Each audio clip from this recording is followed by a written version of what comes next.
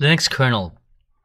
Do you know there is a kernel in every Linux distribution or Unix distribution? What exactly a kernel is? It actually interfaces between your hardware and your software.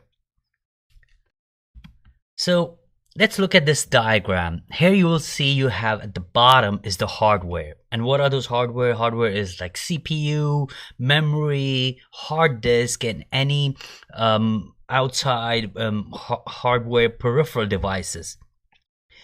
Then you have kernel. A kernel is a program that is stored inside of your operating system. It's like a program, a command that keeps on running.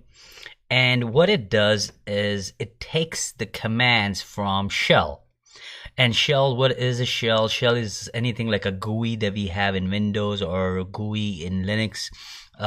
Or if you don't have GUI in Linux, we have terminal that runs bash shell or C shell, which we'll cover later on. So when we are in that bash or C shell terminal environment, we execute commands. The commands are being forwarded to kernel, and it's kernel's responsibility to talk to the hardware that's inside of your computer.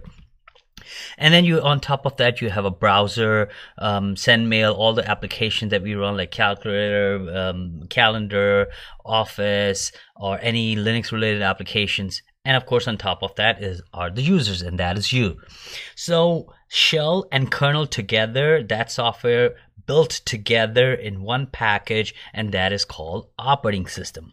And that operating system is any operating system like Linux, Unix, Mac, or Windows. Every operating system has that little program that actually talks to your hardware. And anything that is a shell, which is written in C programming language as well, that shell or those applications are actually the software. So this is what the real kernel means, and we really need a kernel in any operating system to talk to our hardware.